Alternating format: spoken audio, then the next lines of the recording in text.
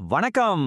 SSC CGL exam clear பண்ணி level 7 inspector வேலை கிடைச்சிட்டா லைஃப் செட்டில், கார், அதிகாரம், ஊருக்குள்ள செம கெத்து அப்படின்னு மட்டும் நினைச்சிட்டு இருக்கீங்களா? கொஞ்சம் வெயிட் பண்ணுங்க. சினிமாக்கள்ல காட்டுற அந்த அதிரடியான கவர்ச்சிகளை தாண்டி இந்த ஒவ்வொரு பதவிக்கு பின்னாடி இருக்கிற நிஜமான யதார்த்தம் என்ன அப்படிங்கறத நம்ம ஆழமா அலச போறோம். உங்களுக்கான சரியான கெரியரை தேர்ந்தெடுக்க போற இந்த பிரத்யேகமான அலசலுக்கு உங்களை வரவேற்கிறேன். சரி, நம்ம நேரடியாக விஷயத்துக்குள்ளேயே போயிடலாம். பல லட்சம் பேர் போட்டி போட்டு ஒரு லெவல் 7 வேலையை வாங்கும்போது உங்களோட உண்மையான இலக்கு என்னவா இருக்குன்னு நீங்க யோசிச்சிருக்கீங்களா? எந்த நேரமும் ஒரே அதிரடியான ஆக்ஷன்ல இறங்கணுமா? இல்ல எந்த டென்ஷனும் இல்லாத ஒரு அமைதியான அலுவலக பணி போதுமா? அல்லது சமுதாயத்துல கிடைக்கக்கூடிய மிகப்பெரிய அந்தஸ்து வேணுமா? இதுல உங்களுக்கு உண்மையிலேயே என்ன வேணும் அப்படிங்கறத நீங்க ரொம்ப தெளிவா முடிவு செய்யணும். ஏன்னா சினிமாக்கள்ல காட்டுற மாதிரி ஒரு இன்ஸ்பெக்டர்னா சைரன் வச்ச வண்டி, 24 மணி நேரமும் ரைடு, அன்லிமிட்டெட் பவர் அப்படின்னு நாமளே ஒரு கற்பனை செஞ்சு வச்சிருக்கோம். ஆனா நிஜம் என்ன தெரியுமா? காலையில 9 மணில இருந்து சாயந்தரம் 5 மணி வரையிலான ஆபீஸ் வேலை, ஆடிட் பண்றது, ரொம்ப கடுமையான இடமாற்ற விதிகள், அப்புறம் கராரான உடற்தகுதி தேர்வுகள், இதுதாங்க நிஜமான யதார்த்தம். இன்னைக்கு நம்ம அலசல்ல இந்த 5 முக்கியமான விஷயங்களை தான் பார்க்க போறோம். அமைதியான வேலைகள், ஆக்ஷன் நிறைந்த களப்பணிகள், தீவிர புலனாய்வு பதவிகள், நிர்வாக பொறுப்புகள், கடைசியா இதுல உங்களுக்கு எது செட் ஆகும்னு பார்க்க போறோம். முதல் பகுதிக்கு போகலாம். அமைதி, அந்தஸ்து, அப்புறம் பதவி உயர்வு தரக்கூடிய அலுவலக பணிகள். நிறைய பேரோட ட்ரீம் போஸ்டிங் இந்த இன்கம் டேக்ஸ் இன்ஸ்பெக்டர் தாங்க. இதுல அசஸ்மெண்ட், இன்வெஸ்டிகேஷன் 2 விங் இருக்கு. அசஸ்மெண்ட்ல போனீங்கன்னா பக்கா 9 to 5 ஆஃபீஸ் வேலை தான். சனி ஞாயிறு கட்டாயம் லீவ் கிடைக்கும். சமூகத்துல மிகப்பெரிய அந்தஸ்து இருக்கும். ஒர்க் லைஃப் பேலன்ஸ் ரொம்ப சூப்பரா இருக்கும். ஆனா இங்க நீங்க முக்கியமா கவனிக்க வேண்டிய ஒரு ரியாலிட்டி செக் இருக்கு. ஆரம்பத்திலேயே உங்களோட சொந்த மாநிலமான தமிழ்நாட்டுல போஸ்டிங் வாங்கணும் ரொம்ப ரொம்ப அவசியம். ஏன்னா இப்போ இருக்கிற ரூல்ஸ் படி ஒரு மாநிலத்திலேருந்து இன்னொரு மாநிலத்துக்கு டிரான்ஸ்ஃபர் ஆகுறது கிட்டத்தட்ட சாத்தியமற்ற ஒரு விஷயம் ஆயிடுச்சு. அடுத்ததா சுங்கத்துறை மதிப்பீட்டாளர், அதாவது எக்ஸாமினர். ஏன் எல்லாரும் இது ஃபர்ஸ்ட் சாய்ஸா கேக்குறாங்க தெரியுமா? இன்டர்நேஷனல் துறைமுகங்களுக்கு வர்ற சரக்குகளை செக் பண்ணி வரி விதிக்கிற இந்த வேலையில சிஜிஎல்லே மிக அதிக வேகமான பதவி உயர்வு கிடைக்கும். நீங்க பணியில சேர்ந்து வெறும் 3லிருந்து 5 வருஷத்துக்குள்ள அரசிதழ் பதிவு பெற்ற, அதாவது குரூப் டி கெசட்டட் அப்ரைசர் அதிகாரியா மாறிடலாம். ஆனா இதுல இருக்கிற ஒரே சிக்கல், வேகன்சி எப்பவுமே ரொம்ப கம்மியா பெருநகர துறைமுகங்கள்ல மட்டும்தான் வரும். சரி, இப்போ நம்ம 2வது பகுதிக்கு போகலாம். ஆக்ஷன் நிறைந்த அதிரடி களப்பணிகள், இவங்கள நம்ம ஃபீல்ட் வாரியர்ஸ்னே சொல்லலாம். இந்த ஃபீல்டு வேலைகளுக்கு போறதுக்கு முன்னாடி நீங்க ஒரு முக்கியமான டெஸ்ட்டை பாஸ் பண்ணி ஆகணும். அதுதான் உடற்தகுதி. சுங்கத்துறை மற்றும் கலால்துறை வேலைகள்ல இந்த ஃபிட்னஸ் டெஸ்ட் ரொம்ப ரொம்ப கட்டாயம்.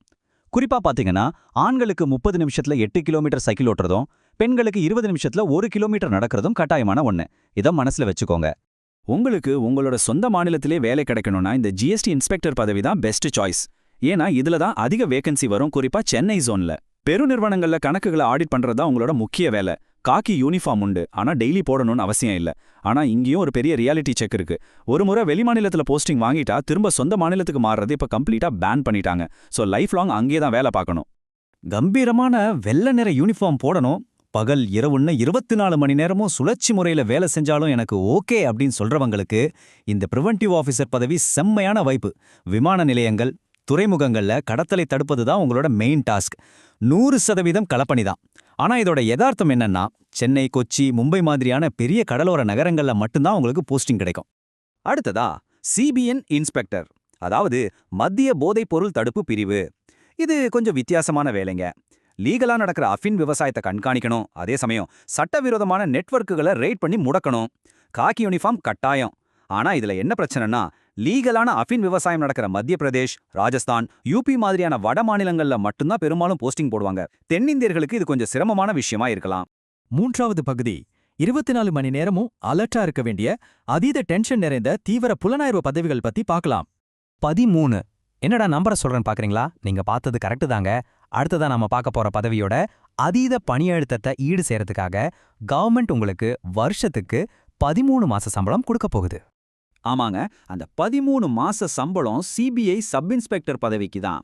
நாட்டின் மிக முக்கிய ஊழல் மோசடிகளை விசாரிக்கிற இந்த வேலையில ஒர்க் லைஃப் பேலன்ஸ் அப்படிங்கிறது 0% ஆகிடும். ராத்திரி 12 மணிக்கு கூட ரெய்டுக்கோ விசாரணைக்கோ கால் வரலாம். நீங்க தயாரா இருக்கணும். அந்த அளவுக்கு பிரஷர் இருக்கும். அதுக்கு ஈடாகத்தான் இந்த கூடுதல் சம்பளமும் பவரும். ஆனா இதுல 80லிருந்து 90% காலி பணியிடங்கள் டெல்லி சிபிஐ தலைமையகத்திலே தான் நிரப்பப்படும் அப்படிங்கறத ஞாபகத்துல வச்சுக்கோங்க. இன்னொரு சூப்பரான விஷயம் இருக்கு. அது 20%. சிபிஐக்கும் அடுத்து நாம பார்க்க போற டிபார்ட்மெண்ட்டுக்கும் பேசிக் பேயை தாண்டி 20% சிறப்பு பாதுகாப்பு அலவன்ஸ் எக்ஸ்ட்ராவா கிடைக்கும். தேசிய புலனாய்வு முகமையான NIAல சப் இன்ஸ்பெக்டரா வேலை செய்யறது சாதாரண விஷயம் கிடையாதுங்க. இது நேரடியாக தேசத்தோட பாதுகாப்பு சம்பந்தப்பட்ட விஷயம். டெரர் ஃபண்டிங் மாதிரியான வழக்குகளை ஹேண்டில் பண்ணணும். அதீத மன அழுத்தத்தை கொடுக்கிற 24 மணி நேர ஃபீல்ட் ஒர்க் இது. இதுக்கு ஈடா அந்த 20% சிறப்பு அலவன்ஸ் கிடைக்கும். பிசிக்கல் ஸ்டாண்டர்ட்ஸும் ரொம்ப ஸ்ட்ரிக்ட்டா இருக்கும். டெல்லி அல்லது சென்னை மாதிரியான மாநில தலைநகரங்கள்ல மட்டும்தான் உங்களுக்கு போஸ்டிங் கிடைக்கும். 4வது பகுதி ரெய்டு, இன்வெஸ்டிகேஷன் இதெல்லாம் எனக்கு வேணாம்ப்பா, நான் ஒரு டீமை மேனேஜ் பண்ணணும்னு நினைக்கிறீங்களா?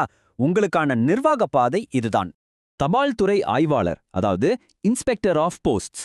இந்த வேலையில சேர்ந்த உடனேயே சுமார் 60லேருந்து 70 தபால் நிலையங்களுக்கு நீங்க தான் பாஸ். இது ஒரு பக்கா மேனேஜ்மெண்ட் ரோல். ஆரம்பத்திலேயே உங்களோட லீடர்ஷிப் திறனை வளர்த்துக்க இது ஒரு சூப்பரான வாய்ப்பு. ஆனா மத்த இன்ஸ்பெக்டர் வேலைகள் மாதிரி இது இல்ல. அரசாங்கத்தோட இன்சூரன்ஸ், சேமிப்பு திட்டங்களை மக்கள் கிட்ட கொண்டு சேர்க்க வேண்டிய அஃபிஷியல் சேல்ஸ் டார்கெட்டுகளும் இந்த வேலையில இருக்கு. இது ஒரு வித்தியாசமான பிரஷர்னு சொல்லலாம். இப்போ நம்ம கடைசி பகுதிக்கே வந்துட்டோம். இவ்ளோ வேலைகளை பார்த்தோம். இதுல உங்களுக்கான சரியான தேர்வு எதுன்னு பார்க்கலாம்.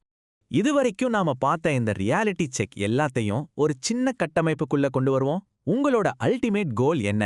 உங்களுக்கு அதிகாரம், சவால், ஆக்ஷன் இதெல்லாம் தான் வேணும்னா நீங்க தைரியமா CBI, NIA பக்கம் போகலாம். இல்லப்பா, எனக்கு நிம்மதியான வாழ்க்கை, 9 to 5 வேலை, வீக்கெண்ட் லீவ் போதும்னா இன்கம் டாக்ஸ் அல்லது எக்ஸாமினர் சூஸ் பண்ணுங்க. எனக்கு என் சொந்த மாநிலமான தமிழ்நாடு தான் ரொம்ப ரொம்ப முக்கியம் அப்படின்னா எந்த தயக்கமும் இல்லாம GST இன்ஸ்பெக்டர் பதவியை குறிவைங்க. சோ இதுலேருந்து நீங்க எடுத்துக்க வேண்டிய மிக முக்கியமான விஷயம் இதுதாங்க. வெறும் சம்பளத்தையோ அல்லது சினிமா, யூடியூப்ல காட்டுற மாஸ், ஹைப் இது எல்லாம் மட்டுமே வச்சு முடிவெடுக்காதீங்க. உங்களோட உண்மையான கேரக்டருக்கு, உங்க பர்சனாலிட்டிக்கு, உங்களோட எதிர்கால லைஃப் கோல்ஸ்க்கு நிஜத்துல எந்த வேலை கரெக்டா செட் ஆகும்னு ஒவ்வொரு நாளும் நீங்க செய்ய போற வேலையை வச்சு முடிவு பண்ணுங்க. இப்போ அந்த யூனிஃபார்ம்களுக்கு பின்னாடி இருக்கிற நிஜமான சவால்களும் சலுகைகளும் உங்களுக்கு ரொம்ப தெளிவா தெரிஞ்சிருக்கும். உங்களோட கடின உழைப்பை கொட்டி இதுல எந்த இன்ஸ்பெக்டர் பேட்ஜை உங்களோடதா மாத்திக்க நீங்க உண்மையிலேயே தயாரா இருக்கீங்களா? நல்லா யோசிங்க, சரியா முடிவெடுங்க. இன்னொரு சூப்பரான அலசலோடு உங்களை வந்து சந்திக்கிறேன்.